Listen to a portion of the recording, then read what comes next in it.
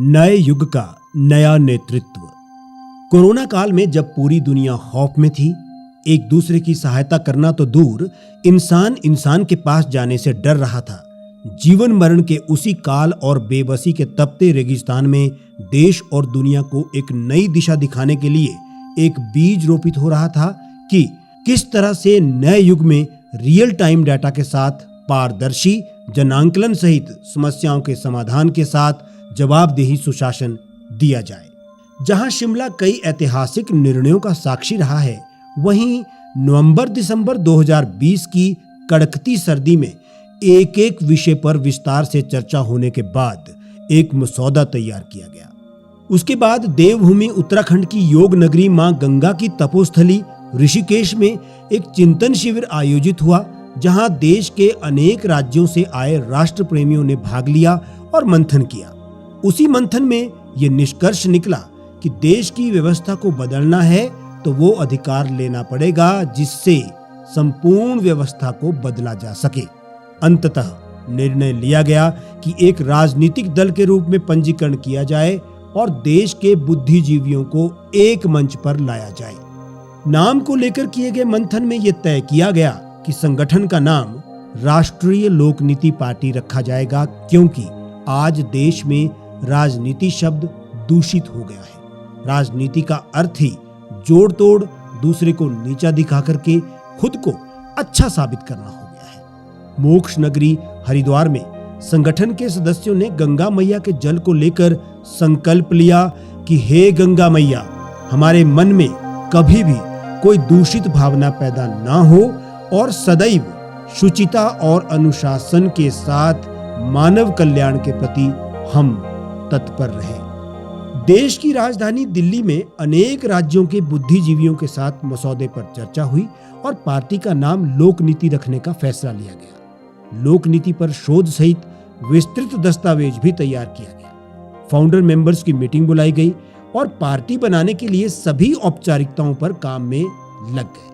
अंततः एक वर्ष के लिए एक मनोनीत राष्ट्रीय कार्यकारिणी बनी, जिसमें चीफ कन्वीनर की जिम्मेदारी ब्रिगेडियर डॉक्टर बीके खन्ना को दी गई। साथ ही एक सलाहकार बोर्ड का भी गठन हुआ। 14 मार्च 2021 को दिल्ली स्थित कॉन्स्टिट्यूशनल क्लब में पार्टी को लॉन्च किया गया।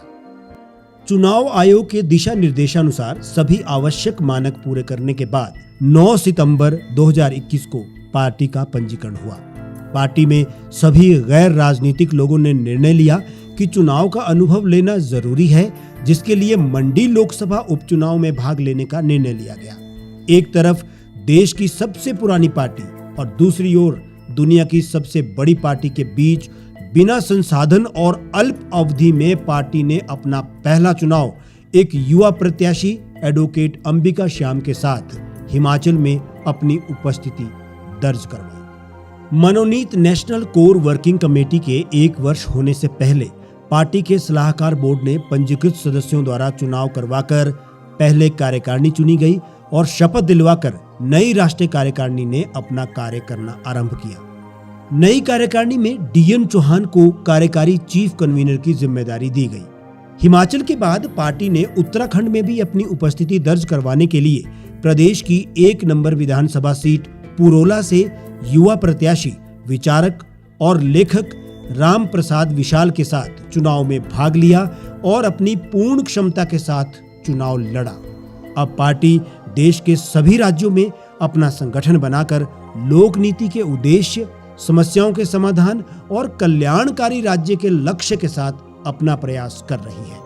पार्टी हिमाचल में शिमला नगर निगम के चुनाव के साथ साथ राज्य विधानसभा चुनाव की तैयारियों में भी लगी है, ताकि एक राज्य में एक बार चुनाव जीतकर एक मॉडल बनाया जाए और फिर पूरे देश में उस मॉडल की तर्ज पर काम किया जाए। इस परिवर्तन के पीछे पार्टी का स्पष्ट उद्देश्य और मानक है, जो लोकनीति को सर्वथा जनप्रिय बनाते हैं। इसलिए हमारा नारा है नए युग का नया नेतृत्व, जिसमें राजनीतिक रूप से संक्रमित व्यक्तियों को कोई जगह नहीं है।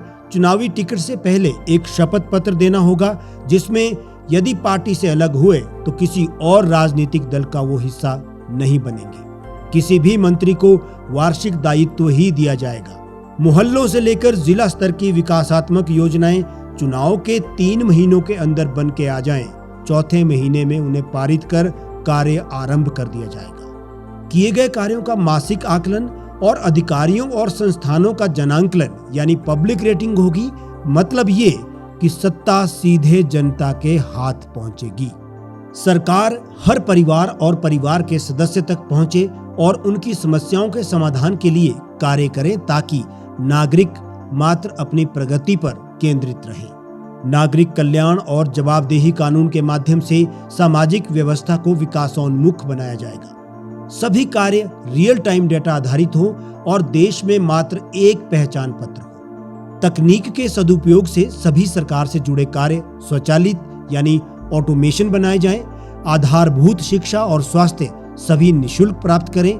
कृषि में एमएसपी न्यूनतम समर्थन मूल्य सभी कृषि उत्पादों के लिए लागत का दोगुना मिले और एमआरपी अधिकतम खुदरा मूल्य को सरकार नियमित करे, आदि आदि। इस 1 वर्ष की यात्रा में हम आप तक आपका समर्थन और सहयोग प्राप्त करने के भरसक प्रयास में हैं और अब देश को नया नेतृत्व प्रदान करने के लिए हम सभी को मिलकर आगे आना होगा और लोक नीति के इन उद्देश्यों को पूरा करने के लिए कंधे से कंधा मिलाकर साथ चलना होगा। वंदे मातरम।